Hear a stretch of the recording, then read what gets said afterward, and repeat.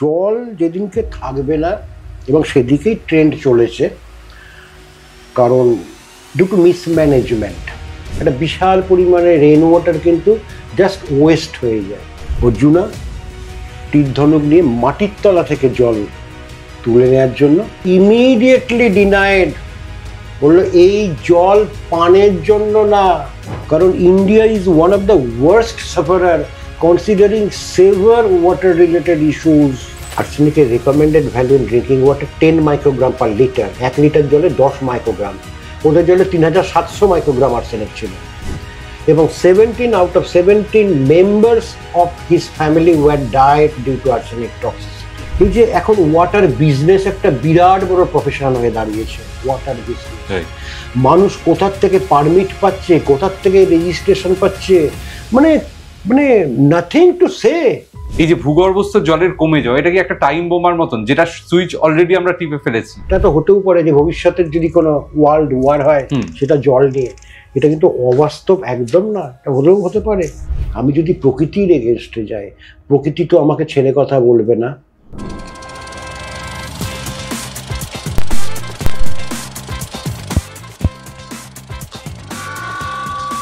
Stories to be untold.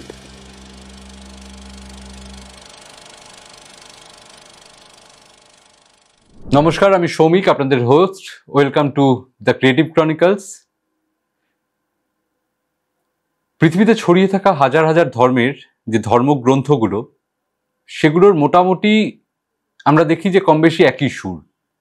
একটা সময় পৃথিবী জলে ডুবেছিল, সেখান থেকে একটা সময় পর সুদূর ভবিষ্যতে পৃথিবী আবার জলের তলায় ডুবে যাবে।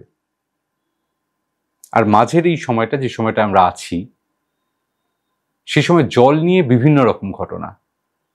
কোথাও বন্যা, কোথাও খরা, কোথাও খাওয়ার জল নেই, কোথাও জলের মধ্যে বিষ, হাজার সমস্যা। একদিকে আমরা জানি জলই জীবন, অথচ জীবনকে কি আমরা অতটা গুরুত্ব দিচ্ছি, অতটা গুরুত্ব দিই? আমরা আজ অ্যাকচুয়ালি কোন জায়গায় দাঁড়িয়ে? আমাদের সিচুয়েশনটা ঠিক কি জল নিয়ে? এই নিয়ে কথা বলতে আজকে আমাদের অতিথি অধ্যাপক ডক্টর তড়িৎ রায়চৌধুরী, যিনি যাদবপুর ইউনিভার্সিটির ডিপার্টমেন্ট অফ এনভায়রনমেন্টাল সায়েন্সের স্বনামধন্য অধ্যাপক। তিনি আমাদের অতিথি এই বিষয়ে কথা বলতে। Welcome sir, welcome to the creative chronicles. Thank you very much for your invitation. আমরা খুবই আপ্লুত আপনাকে পেয়েছি আমাদের মধ্যে। একাধিক জল এমন একটা জিনিস, আমাদের চারিদিকেই জল। এখন কলকাতা শহর ভাসছে জলে, যে কারণে হয়তো অনেক কথা জল নিয়ে শুনি, কিন্তু আমরা জলটাকে হয়তো এতটা সিরিয়াসলি নিতে পারিনি, কারণ হয়তো বুঝেই উঠতে পারছি না যে জলের সমস্যা কি বা কি। আমাদের শরীরেও বলা হয় যে 70% জল দিয়ে আমরা তৈরি। তো এই যে এত জল, এত রকমের জল, বা খুব সরল করে বললে H2O, ছোট থেকে পড়ে এসেছি, প্রায় প্রত্যেকেই জানি। আপনার কাছে জলটা কি স্যার? হ্যাঁ, সত্যি কথা বলতে কি, এটা আমরা সকলেই জানি যে পৃথিবীর 3 ভাগ জল, 1 ভাগ স্থল। তারপরেও যে সমস্যাটা সবচেয়ে বড় হিসেবে এখন দেখা দিচ্ছে, কারণ জল এমন একটা জিনিস, জলের আরেক নাম জীবন। জল এমন একটা জিনিস, নট অনলি হিউম্যান বিং, খালি মানুষ জাতের জন্যই না, পৃথিবীতে যত প্রাণী আছে বা গাছপালা, সকলের জন্য জলটা কিন্তু একটা এমার্জেন্সি, মোস্ট এমার্জেন্সি। এবং জলটা ঘুম থেকে ওঠা থেকে রাতে শোয়া পর্যন্ত জল কিন্তু প্রচুর কাজে লাগে মানুষের। একটা আমরা এভাবে বলতে পারি যে পানীয় হিসেবে জল আমরা পান করি, ড্রিঙ্কিং পারপাস, রান্নাবান্নায় জল ইউজ হয়, আদার হাউস হোল্ড গৃহস্থালির অন্যান্য কাজ জল ইউজ হয়, এমনকি চাষবাস যেটা হয়, কাল্টিভেশন যেটা হয়, সেটাও কিন্তু জল ছাড়া হয় না। সুতরাং জলের গুরুত্ব কিন্তু অপরিসীম। জল যেদিনকে থাকবে না, এবং সেদিকেই ট্রেন্ড চলেছে, কারণ ডিউ টু মিসম্যানেজমেন্ট একটা জল ভাণ্ডার বলে জল তো হঠাৎ চলে আসবে না, একটা জল ভাণ্ডারকে রক্ষা করা দরকার। সেটা ভূগর্ভস্থ জল হতে পারে, সেটা ভূপৃষ্ঠের ওপরের জল হতে পারে। সুতরাং এই যে জলের যে প্রপার্টি, জল যে সম্পদ, সুতরাং প্রকৃতি আমাদের দিয়েছে জলকে বাঁচিয়ে রাখার। সুতরাং মানুষের একটা বিরাট দায়িত্ব আছে সেই জল সম্পদকে বাঁচিয়ে রাখা, তার সুরক্ষা করা, তার রক্ষণাবেক্ষণ করা। কারণ জল যেদিনকে থাকবে না সেদিনকে কিন্তু পৃথিবীও থাকবে না, মানে কোনো প্রাণী থাকবে না। পৃথিবী হয়তো থাকবে কিন্তু কোনো প্রাণী থাকবে না। সুতরাং সেই ব্যাপারটা, জলের প্রতি গুরুত্ব, জলের প্রতি ইম্পর্টেন্স আমাদের সকলের দেওয়া উচিত। খালি আমরা যদি বলি যে এটা খুব মানে সহজ কথা, আমরা যে কোনো ইস্যুতে আমরা গভর্নমেন্টকে হাত তুলে দিই যে হোয়াট লোকাল গভর্নমেন্ট আর central government is doing. But আমাদের as a citizen, individual citizen, what we are doing our responsibility behind to keep the water substance in safe mode.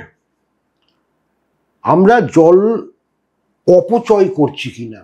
আমি ফরগেট অ্যাবাউট রুরাল এনভায়রনমেন্ট, আমি গ্রামের কথা বাদ দিচ্ছি।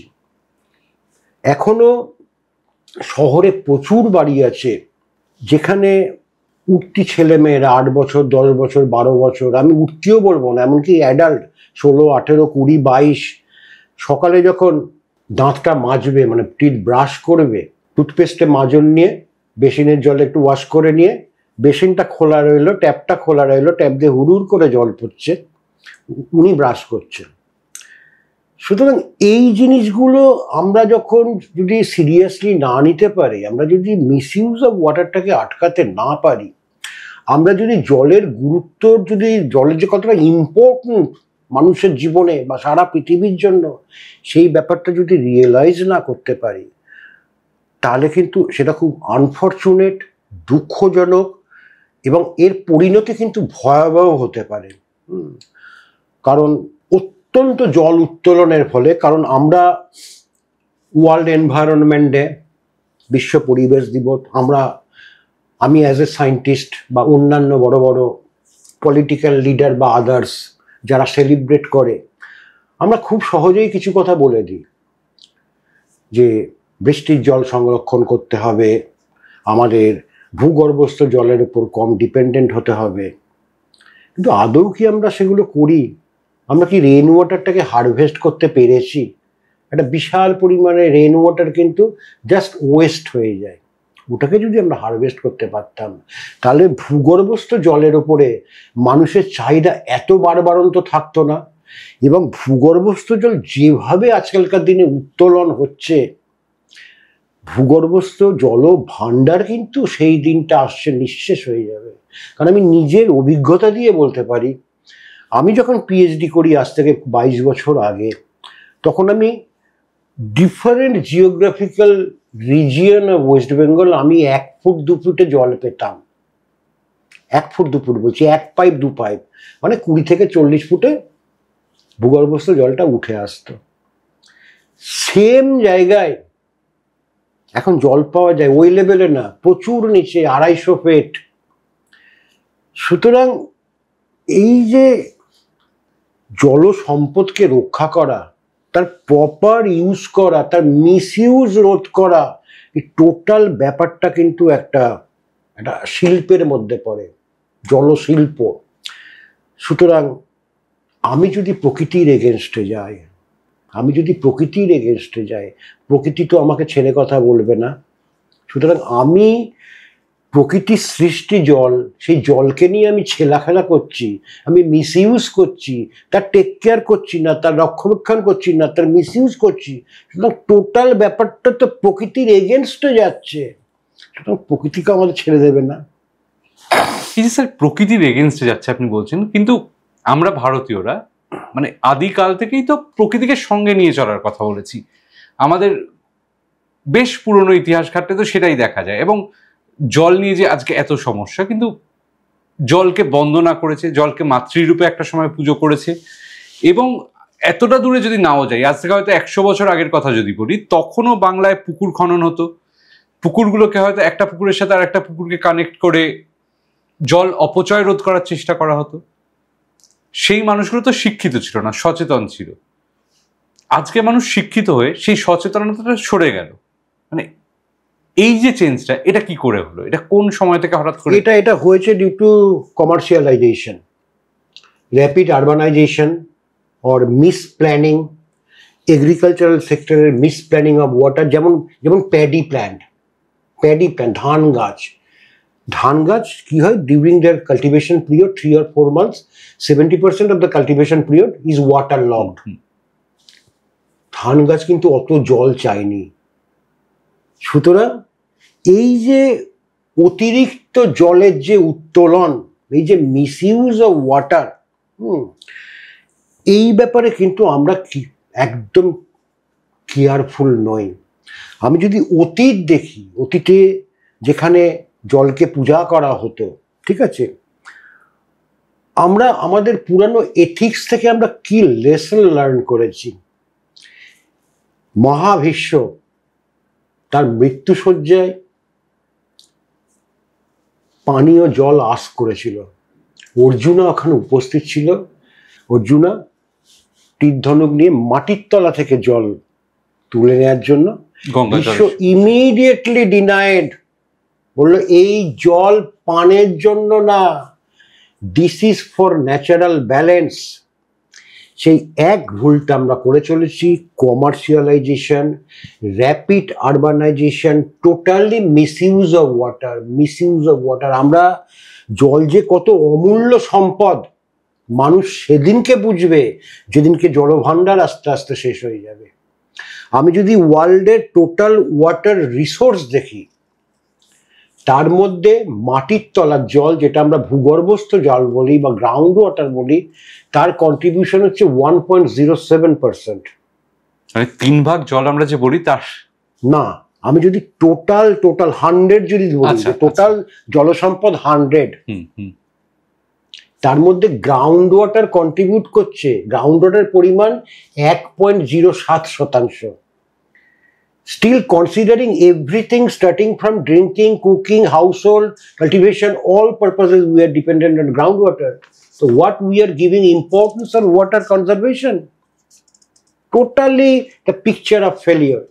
And it is going on, even আমরা প্রায় স্বাধীনতা প্রায় 77 বছর 78 বছর আমরা পেয়েছি। The same picture is quite common.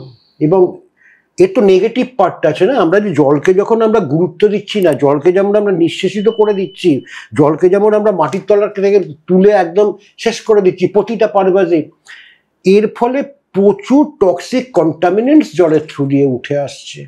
সেটা একটা অত্যন্ত দুঃখজনক চিত্র, কারণ India is one of the worst sufferer considering severe water related issues, water related problems, arsenic সমস্যা, ফ্লোরাইড সমস্যা, অন্যান্য হেভি মেটাল সমস্যা। সুতরাং ওভারঅল জিনিসটা কিন্তু টোটালি মিসম্যানেজড।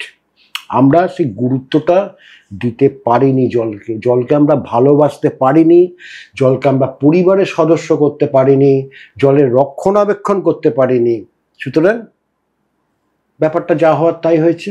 এখানে দুটো জিনিস স্যার আপনি বললেন। প্রথমত আর্সেনিক ওয়ার্ডটা ইউজ করলেন বলে জিজ্ঞেস করছি। আমি যখন ছোট ছিলাম, মেবি আজ থেকে 20-25 বছর আগে যখন স্কুলে পড়তাম, তখন আর্সেনিকের কথা প্রচন্ড শোনা যেত, যে পার্টিকুলার ওই এরিয়াটায় যেও না, ওখানে চুল লাল হয়ে যাচ্ছে, বাচ্চাদের স্কিনের প্রবলেম দেখা দিচ্ছে, ঠোঁটের পাশে বোধহয় ঘা হতো, আমার এক্স্যাক্টলি মনে নেই, কিন্তু আর্সেনিকের এই ধরনের সমস্যাগুলো খুব আইডেন্টিফাই করা যেত। কিন্তু আর্সেনিক তো আজকে দেখা যায় না। মানে এটা কি নির্মূল হয়ে গেছে? আর্সেনিক দেখা যায় না। আর্সেনিকের সমস্যা পশ্চিমবাংলার মানচিত্রে যখন প্রথম ধরা পড়ে, সেটা 1983 সাল। তখন পশ্চিমবাংলায় 2খানা ব্লকে ভূগর্ভস্থ জলে আর্সেনিক পাওয়া গেছিল। একটা হচ্ছে উত্তর 24 পরগনার বারাসত, আর একটা হচ্ছে দক্ষিণ 24 পরগনার বারুইপুর। 1983 সালে 2টো ব্লক দিয়ে শুরু হয়েছিল। আজকের দিনে দুটোর জায়গায় 148টা block from 14 districts groundwater is contaminated with arsenic. 1983 সালে যে আর্সেনিকের যে ব্যাপ্তিটা কোথার থেকে শুরু হয়ে কোথায় শেষ হয়েছে, আমরা বলি গঙ্গা মেঘনা Brahmaputra plain is affected with arsenic.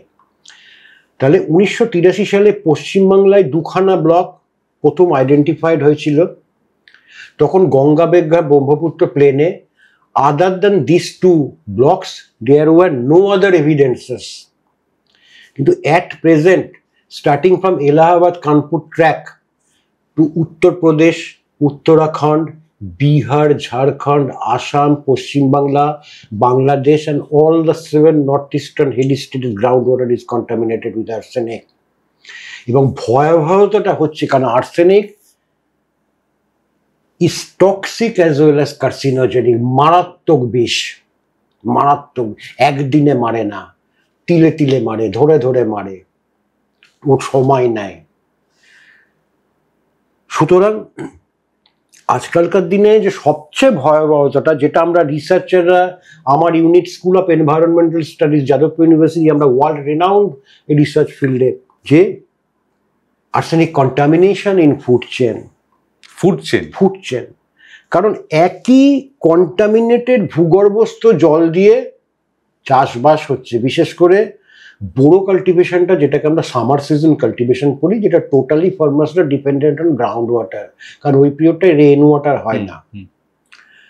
সুতরাং সেই জলের থ্রু দিয়ে আর্সেনিক উঠে আসছে, ও সয়েলে ডিপোজিট হচ্ছে, সয়েলের উপর ডিপোজিটেড আর্সেনিক যেটা সয়েলের ওপর হচ্ছে, সেটাকে প্ল্যান্ট নিজের বডি সিস্টেমে আপটেক করে নিচ্ছে এবং ফাইনালি ও ক্রপস বা ভেজিটেবলসে পৌঁছে যাচ্ছে। ভেজিটেবলস কি এটা মানে বেয়ার করতে পারে, মানে আর্সেনিক বেয়ার করছে? হ্যাঁ, আর্সেনিক ক্যারি করছে। এবং যেটা চাল, যেটা আমরা আমাদের স্টেপল ক্রপ বলি, ধান প্রধান খাদ্য বাঙালির না, আমাদের ম্যাক্সিমাম ইন্ডিয়ান স্টেটসেও, এবং সেই চালে কিন্তু মারাত্মক আর্সেনিকের উপস্থিতি। সুতরাং এই আর্সেনিক প্রবলেমটা কিন্তু এখন আর লোকালাইজড না, আজ থেকে 20 বছর আগেও ছিল। মানুষ আর্সেনিকটা ইনটেক করতে as per the geographical location, ওখানকার গ্রাউন্ড ওয়াটার কন্টামিনেটেড নয়, পানীয় জলের থ্রু দিয়ে।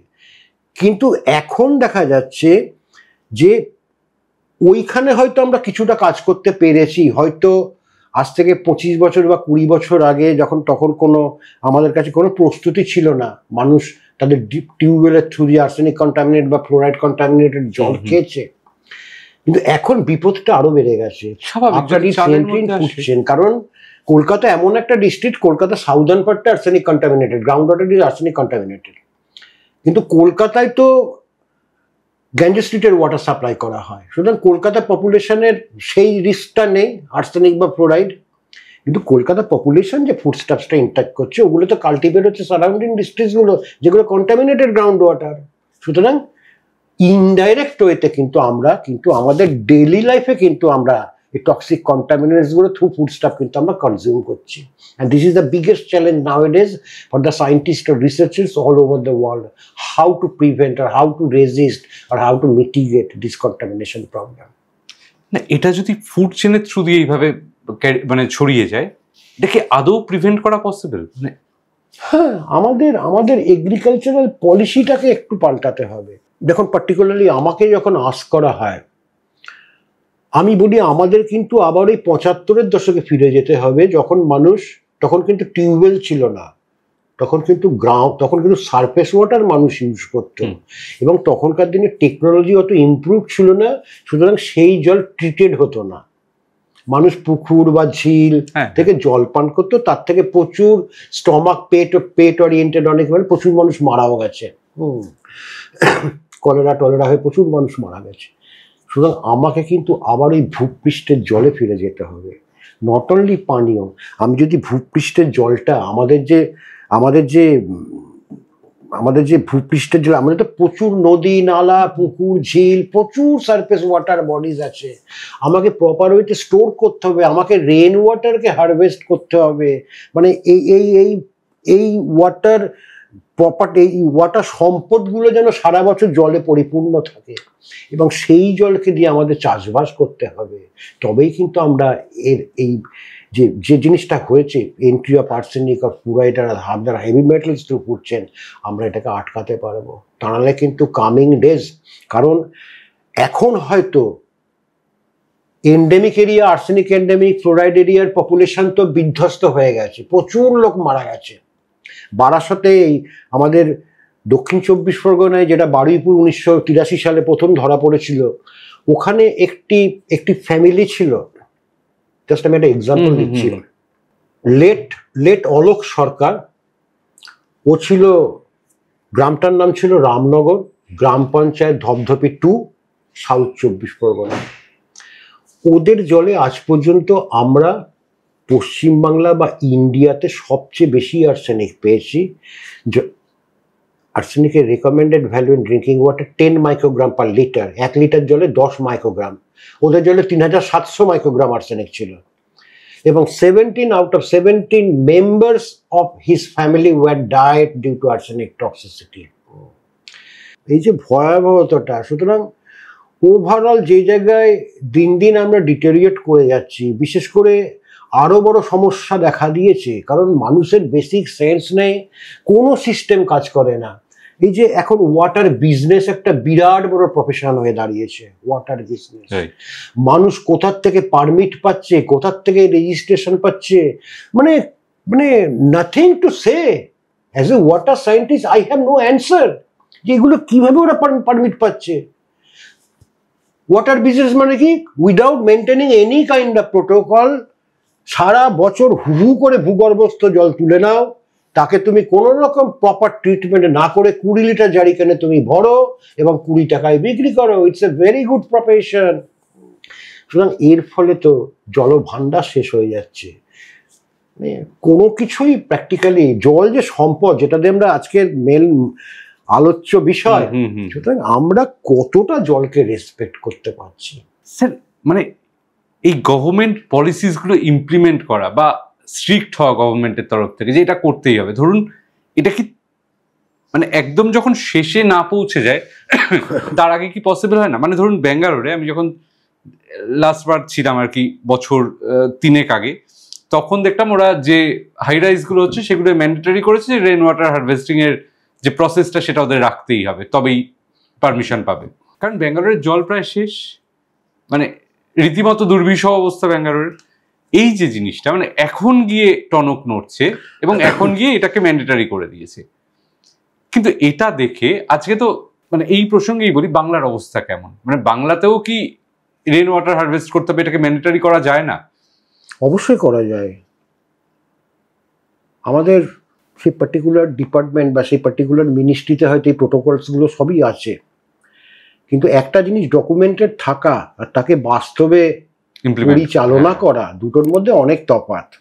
যেমন চা বানানো আর চা খাওয়া, চা বানিয়ে কাপে নিয়ে তো ঠোঁটে দিয়ে আমি চুমুক দিলেই তো চাটা খেতে পারবো।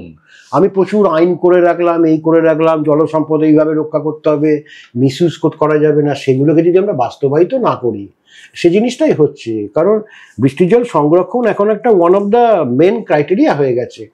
সুতরাং নিশ্চয়ই আইন আছে, সব কিছুই আছে, এবং কিছু কিছু ডিপার্টমেন্ট বা কিছু কিছু মিনিস্ট্রি, গভর্নমেন্ট লেভেলের মিনিস্ট্রি তাদের বাধ্যতা, তাদের অফিসে বাধ্যতামূলকও করেছে যে একটা রেন ওয়াটার হারভেস্টিং একটা যেন ইউনিট তোমার কাজ করে, ঠিক আছে।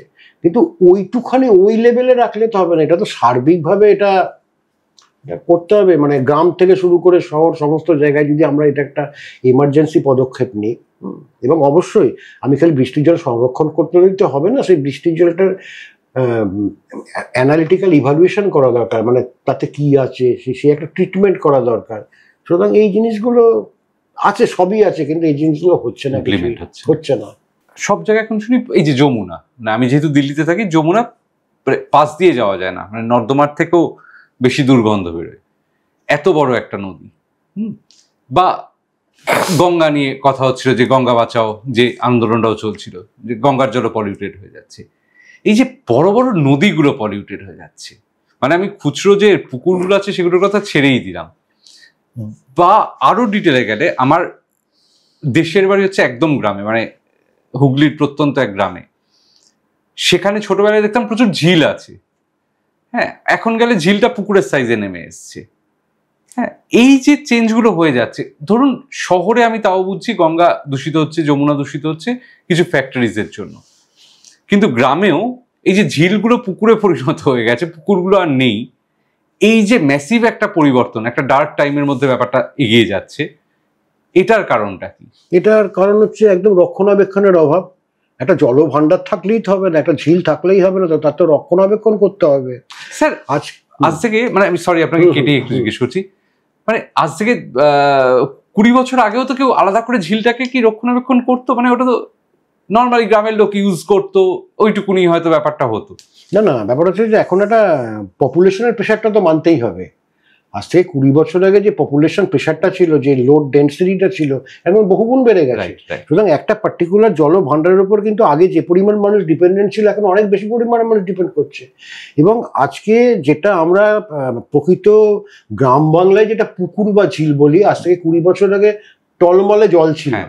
এখন সেগুলো দেখা যাবে প্রচুর জায়গায় কচুরিপানা, হ্যাঁ, বা অন্যান্য এগুলো কিন্তু মানে এগুলোর জন্ম কিন্তু কন্টামিনেশন ইস্যুস থেকে হয়। আমার একটা জলে, প্রাকৃতিক জল ভাণ্ডারে যদি আমার প্রচুর পরিমাণে নিউট্রিয়েন্টস লাইক নাইট্রোজেন বা ফসফরাস এগুলো যদি যায়, যেগুলো এগ্রিকালচারাল রান আপ থেকে হয়, এগ্রিকালচারাল ফিল্ডে আমরা এই সমস্ত ইনঅর্গানিক ফার্টিলাইজার ইউজ করি, এবং যেমন ইউরিয়া বা ফসফেটের কোনো সার বা অ্যামোনিয়া, এবং যে পরিমাণ গাছ নিলে প্রচুর কিন্তু আনইউজড হিসেবে পড়ে থাকে। তারপর যখন বৃষ্টি হয়, ওই আনইউজড ফার্টিলাইজারটা ওয়াশ হয়ে কিন্তু লোকাল সারফেস ওয়াটার বডিজে যায়, এবং ওখান থেকেই কিন্তু ওই অ্যাকোয়াটিক প্ল্যান্টগুলোর জন্ম হয় বা বাড়ন্ত হয়। ঠিক আছে, এটাকে ইউট্রোফিকেশন বলে।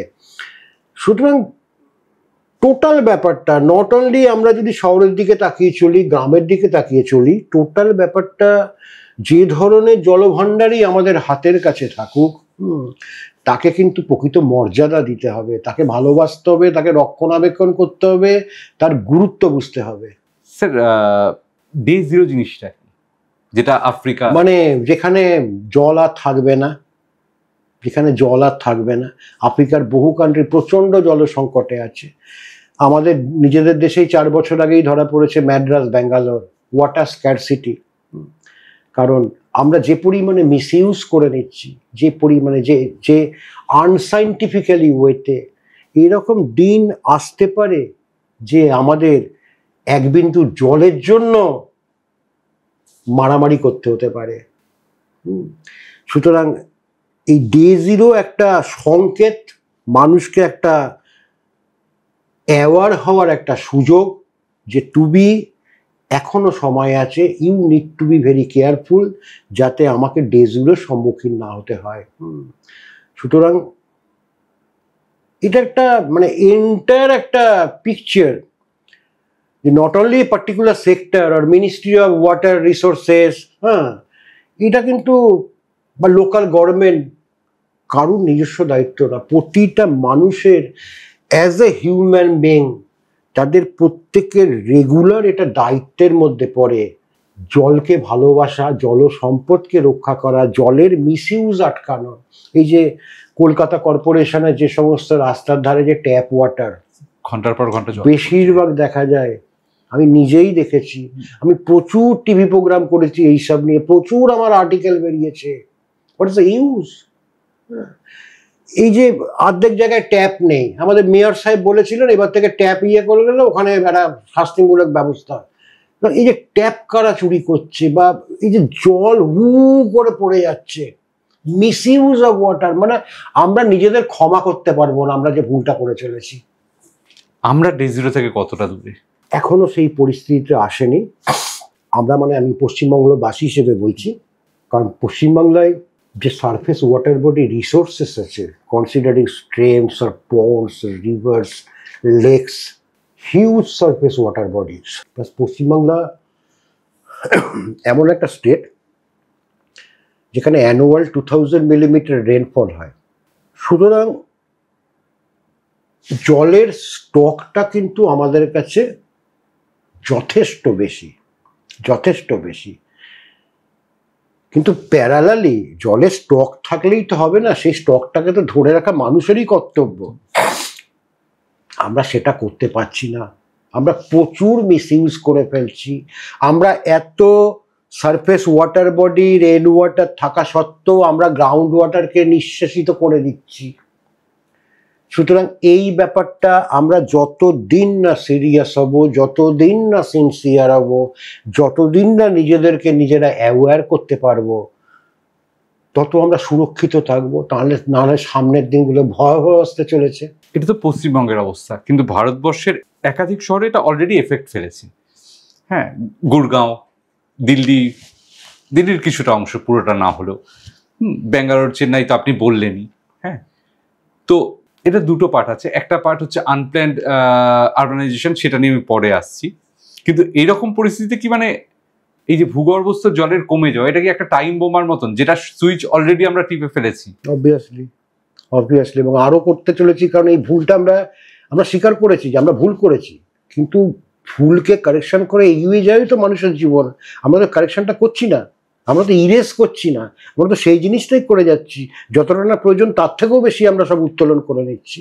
মানে আপনি বলছেন, আজকে আপনার সাথে কথা বলতে গিয়ে আমার মনে হচ্ছে যে অনেক অপ্রয়োজনীয় কাজে আমরা ভূগর্ভস্থ জল ইউজ করছি, যেটা হয়তো রেস্ট্রিক্ট করে, যেটা শুধুমাত্র খাওয়ার পারপাসে পানীয় জল হিসেবে ইউজ করা যেত বা এমার্জেন্সি কোনো সার্ভিসেসের জন্য।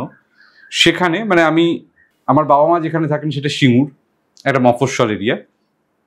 সেখানে আমি আমার বাড়িতেও দেখেছি এবং বাড়ির চারপাশে প্রচুর মানুষকে, ওখানে যেহেতু জায়গা জমি লোকের কিছুটা আছে, প্রচুর গাছ পোতেন এবং ভূগর্ভস্থ জল দিয়েই তারা সেই গাছের পরিচর্যা করছে, রাস্তা ধুচ্ছে, প্রচুর জল যায়, প্রচুর। মানে একটা মানুষ যদি আধ ঘন্টা একটা ট্যাপ ওয়াটার চালিয়ে রাখে কন্টিনিউয়াসলি, সো যায়। তো এই যে সচেতনতা ফিরিয়ে আনার জন্য এখন আমাদের কি করা উচিত? আমরা সামনে কিভাবে এগোবো? কি স্টেপ আমরা নিতে পারি, যে স্টেপগুলো নিলে? একটা হচ্ছে আরবানাইজেশন, যেখানে শহরাঞ্চল, সেখানে ইমিডিয়েটলি ওয়াটার মিটার বসানো। আজকে যেই মানুষ নিজেদের পয়সার উপর ব্যাপারটা চলে আসবে, মানুষ কিন্তু ওই বেসিনটা খুলে কিন্তু আর ব্রাশ করবে না। এখন যেহেতু বিনা পয়সায় সব পাচ্ছে, জলও তো একটা সম্পদ, জলকেও তো মেনটেন করতে হয়, তার পেছনে তো গভর্নমেন্টের বিশাল খরচ যায়।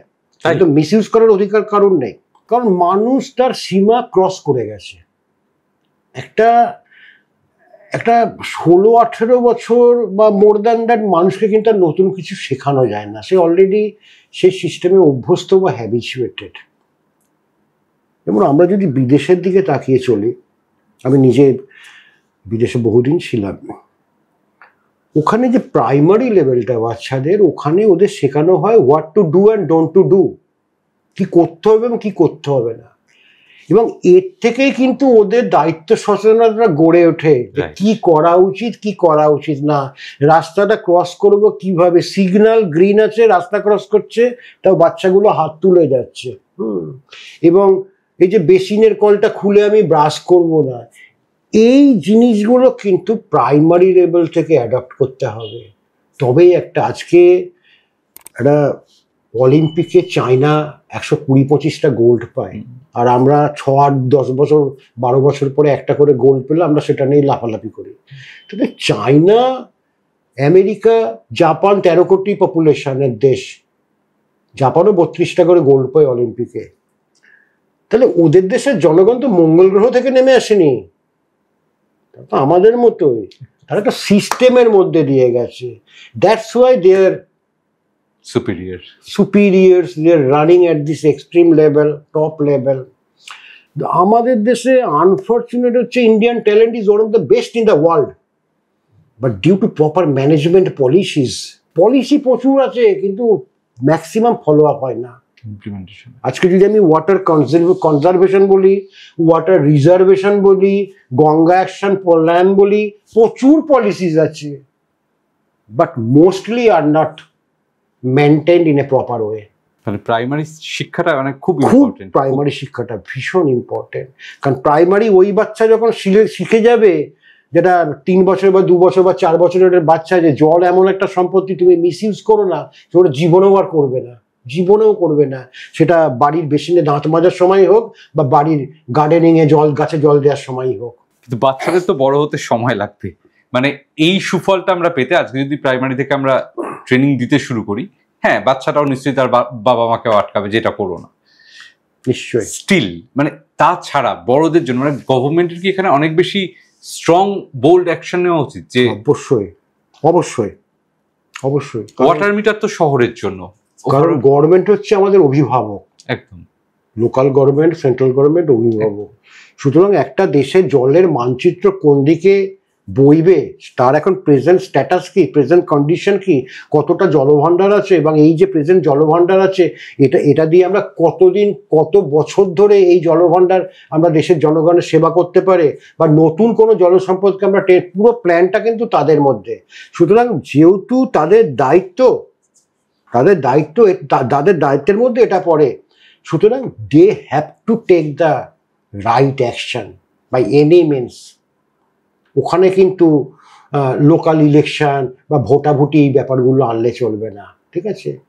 ওখানে কিন্তু এই জায়গাগুলো কিছু জায়গায় স্ট্রিক্ট হতেই হবে। যেমন একটা বাড়িতে একটা বাচ্চা যখন তার কিশোর বয়স থেকে যখন যৌবনে যাচ্ছে, বাবা মা কিন্তু ওই জায়গাটা একটু সিরিয়াস হয় যে ছেলে এখন কিশোর বা মেয়ে কিশোরী, যুবক বা যুবতীর জায়গায় যাচ্ছে। ওই জায়গাটা কিন্তু বাবা মাকে একটু হালটা টেনে ধরে রাখতে হয়, তাহলেই সেই সন্তান ঠিক পথে থাকে, মানে অন্য লাইনে চলে যায় না।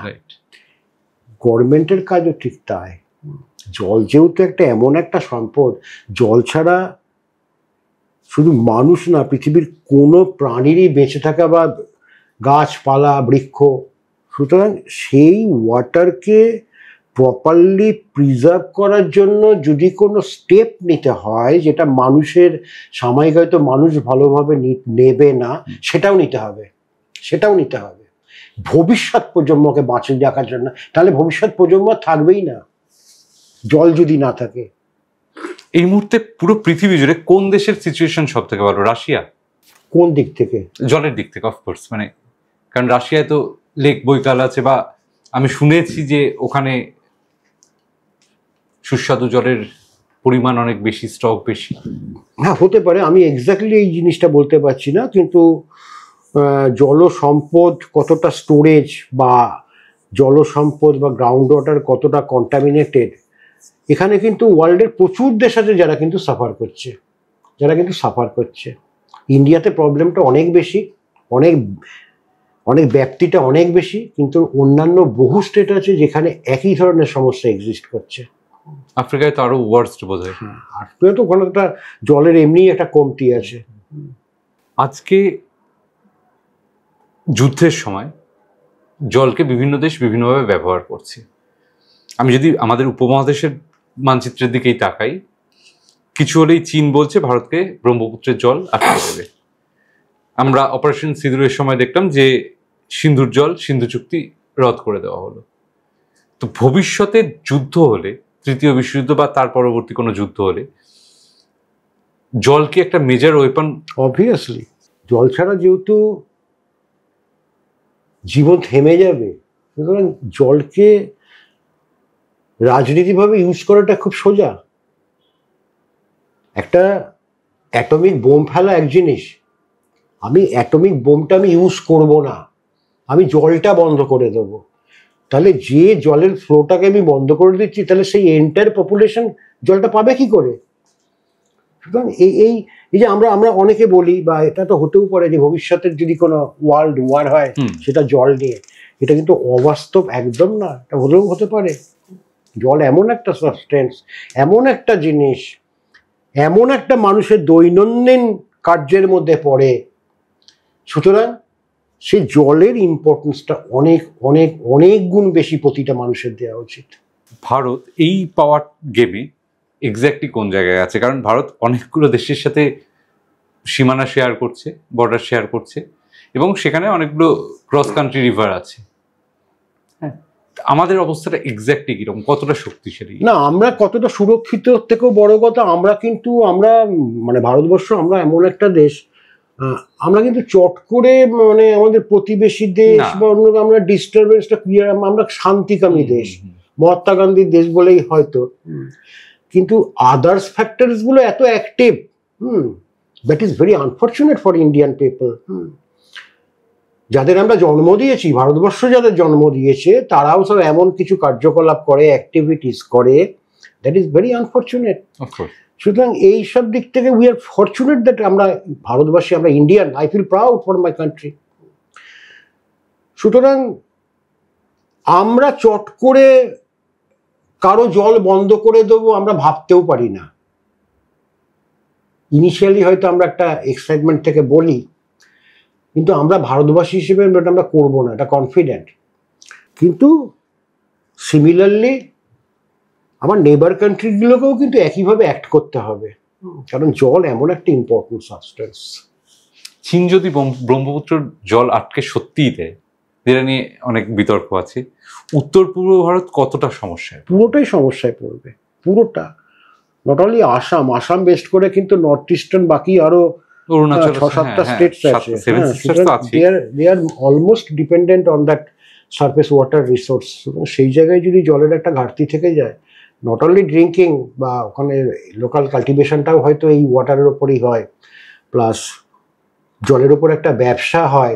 ব্যবসা মানে আমি বলছি যে এই যে জল পরিবহন যেটা, সেই টোটাল জিনিসগুলো বন্ধ হয়ে যাবে, টোটাল জিনিসগুলো এন্টার এলাকাটা ড্রাই হয়ে যাবে। মানে অ্যাকচুয়ালি আপনার কথা শুনে মনে হচ্ছে এই মুহূর্তেই যদি আমরা প্রচন্ড রকম সতর্ক সচেতন না হই, মানে গভীর অন্ধকার অপেক্ষা করছে আমাদের। অবভিয়াসলি পরিস্থিতি সেই দিকেই টেনে নিয়ে গেছে। কারণ আমি বললাম না, আমি ছোট্ট একটা উদাহরণ দিয়ে দিলাম, 1983 সালে 2 দিয়ে শুরু করেছিলাম আর্সেনিক এফেক্টেড ব্লক, আর 1925 সালে 148টা ব্লক। আগে গ্রাউন্ড ওয়াটার ফ্লোরাইড আরেকটা toxic substance, not carcinogenic as like আর্সেনিকের মতো তো বিষ না, কিন্তু ও টক্সিক সাবস্টেন্স। ফ্লোরাইডের 2 ধরনের চরিত্র আছে। সামান্য পরিমাণে ফ্লোরাইড হিউম্যান বডির জন্য দরকার, টুথপেস্টে ফ্লোরাইড সাপ্লিমেন্ট করা হয় কারণ ও দাঁতকে শক্তিশালী করে। কিন্তু সেই ফ্লোরাইড ওর যা recommended value in drinking water 1.5 milligram per litre, তাকে ক্রস করে মানুষ যদি দিনের পর দিন যদি কনজিউম করে যায় থ্রু ড্রিঙ্কিং ওয়াটার আর গ্রাউন্ড ওয়াটার, সেই ফ্লোরাইড কিন্তু মানুষের শরীরে যেখানে ক্যালসিয়াম এনরিচড মেটেরিয়াল আছে, যেমন দাঁত বা হাড়, ওকে টুকরো টুকরো করে দেবে। সেজন্য dental fluorosis, skeletal fluorosis are very common 2 types of fluoride related issues. আমি যদি ফ্লোরাইড চিত্রটা ওয়েস্ট বেঙ্গলে দেখি, আজ থেকে 10 বছর আগেও ফ্লোরাইড খালি লিমিটেড ছিল একটা পার্টিকুলার জিওগ্রাফিক রিজিয়নে, ওয়েস্ট বেঙ্গলের western part of West Bengal, 3 particularly districts, Birbhum, Bankura and Purulia. আমাদের এখনকার রিপোর্ট বলছে 2025 school of environmental studies Jadavpur university বলছে যে 3খানা ডিস্ট্রিক্টে ছিল, এখন লিস্টে আরো 7খানা ডিস্ট্রিক্ট অ্যাড হয়েছে, এখন 10খানা ডিস্ট্রিক্টের 65টা block ground water is affected with almost 1/3 of Bengal. সুতরাং হোয়ার উই স্ট্যান্ড। আজকে যে বাচ্চাটা জন্মাচ্ছে, যার 1 দিন বয়স, আজকেই মানে এই মুহূর্তে যা যা ইস্যুজ আছে সেগুলোকে যদি আমরা সচেতন হয়ে বন্ধ না করি, সেগুলোকে পাল্টে নিতে চেষ্টা না করি, একইভাবে যেভাবে চলছে যদি চলে যায়, সেই বাচ্চাটার যখন 20 বছর বয়স হবে, 19-20 বছর, তার শরীরে সে তো এই জিনিসটা নিয়ে বড় হচ্ছে, কি কি চেঞ্জেস? এটা ডিপেন্ড করছে সেই বাচ্চাটা পার্টিকুলারলি কোন জায়গায় লোকেটেড, তার জিওগ্রাফিক্যাল রিজিয়ন। কলকাতায় যেটা হতে পারে সে যদি, আমি ধরে নিচ্ছি তর্কের খাতিরে, সে যে ড্রিঙ্কিং ওয়াটারটা কনজিউম করছে in his or her daily life, সেটা কন্টামিনেশন ফ্রি, আমি ধরে নিচ্ছি। কিন্তু যে ফুড স্টাফসটা সে যে ইনটেক করছে, তার একটা অ্যাডভার্স হেলথ এফেক্ট ক্রিয়েট করবে। এবং আমাদের রিসার্চ স্টাডি বলছে, এগুলো প্রুভ, আমাদের রিসার্চ পাবলিকেশনস আছেন, peer reviewed international journals, Kolkata পপুলেশনের কিন্তু একটা রিস্ক ফ্যাক্টর কাজ করছে থ্রু বোথ আর্সেনিক টক্সিসিটি আর ফ্লোরাইড টক্সিসিটি। আর্সেনিকের ক্ষেত্রে কার্সিনোজেনিক, নন কার্সিনোজেনিক রিস্ক, ফ্লোরাইডের ক্ষেত্রে নন কার্সিনোজেনিক রিস্ক। সুতরাং তার বডি সিস্টেমে কিন্তু একটা অ্যাডভার্স এফেক্ট কিন্তু অলরেডি কিন্তু স্টার্ট করে গেছে।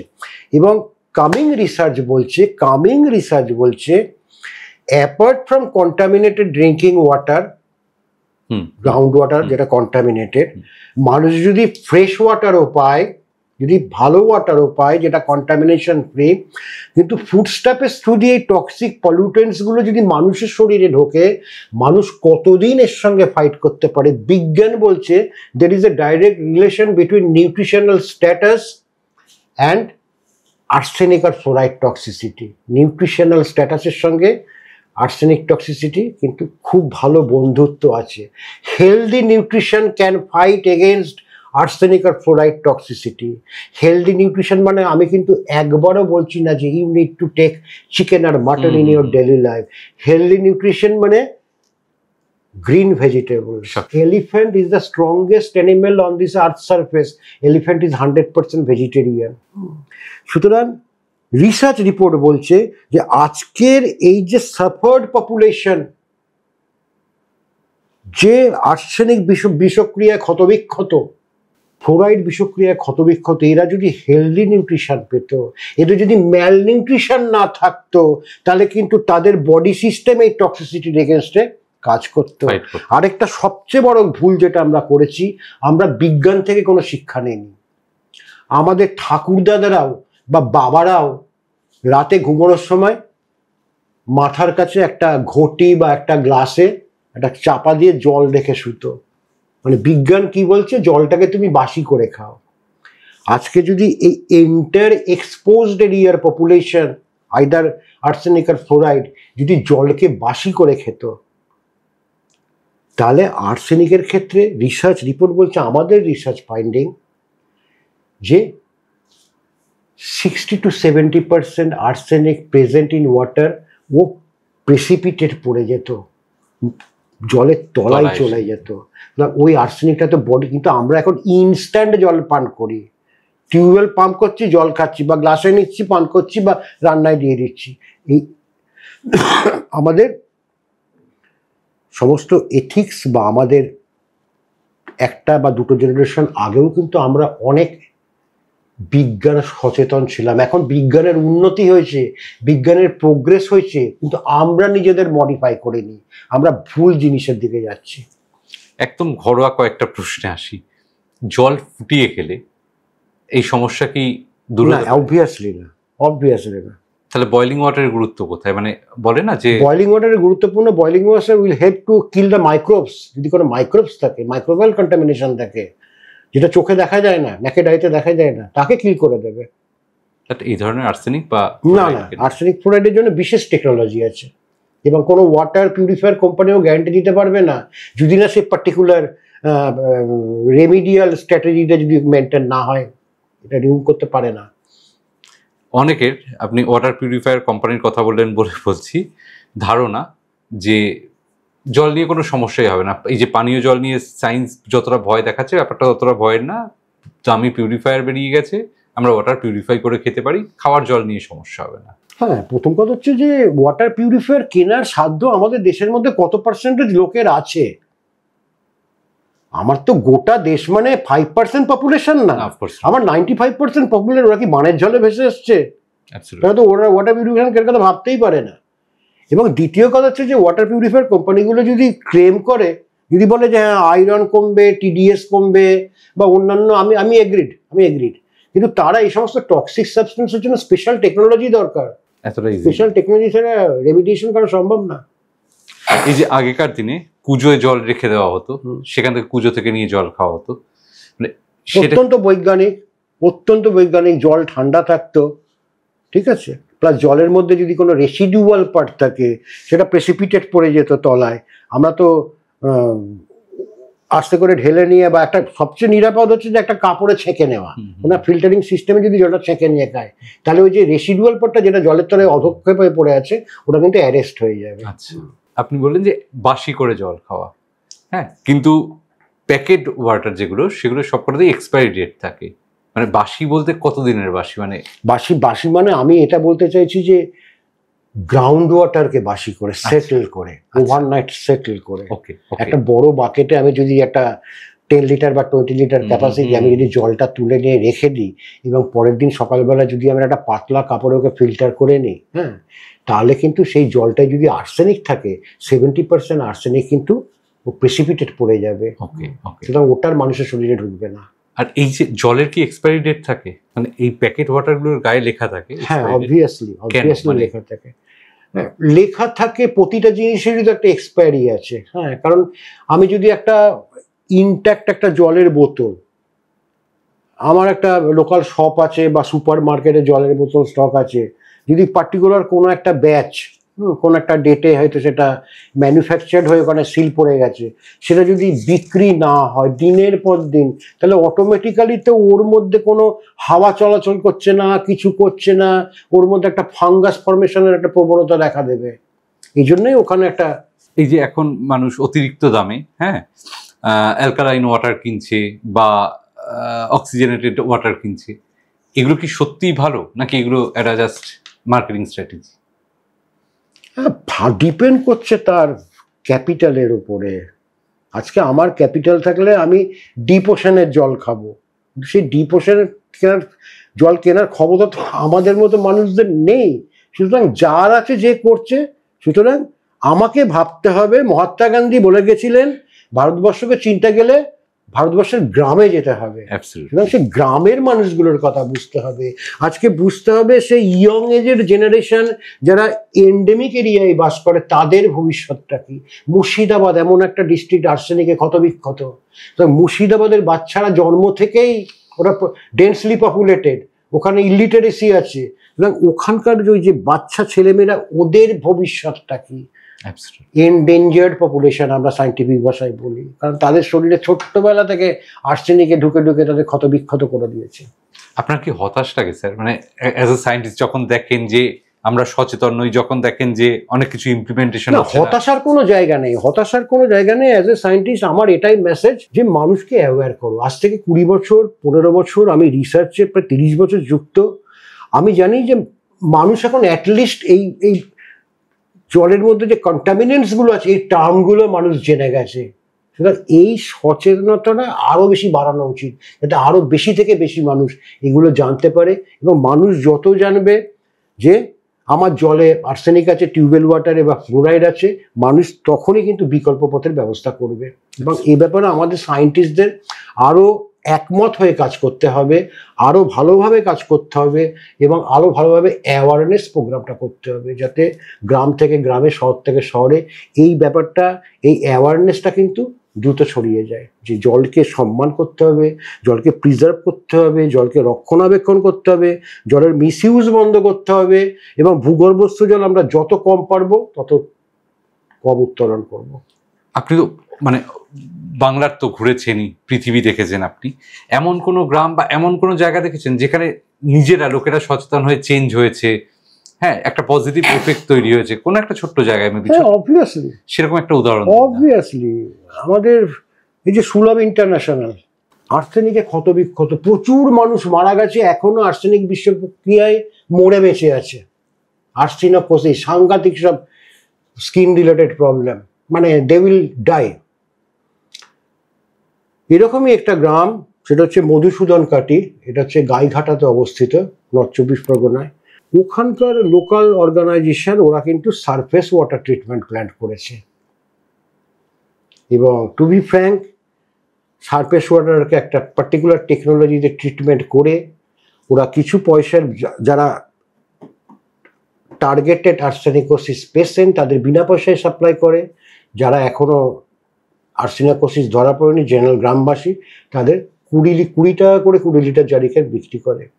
সুতরাং এই যে চেঞ্জটা, এই যে প্রতিরোধটা, যে আমরা তো ক্ষতবিক্ষত, আমরা মরে বেঁচে আছি, ওর থেকে যে নতুন যে আশার আলো, যে একটা বিকল্প পথ দেখাচ্ছি, একটা সারফেস ওয়াটার ট্রিটমেন্ট করে গ্রামবাসীকে সেবা করছি, এটাই তো হোপ, এটাই তো সায়েন্স। এটাই এই আশার কথাটাই আমরা অ্যাকচুয়ালি শেষ থেকে শুনতে চাইছিলাম, যে আশাটা কি, মানে এই গ্রামটা মধুসূদন কাটি, মানে সেই জায়গাটা আশার আলো দেখাচ্ছে। আশা করবো বাংলার আরো অনেক গ্রাম তাদেরকে ফলো করবে। অবভিয়াসলি আলোর দিকে এগিয়ে যাবো আমরা আর কি। Thank you sir. ঠিক আছে, ধন্যবাদ। অনেক কিছু জানলাম।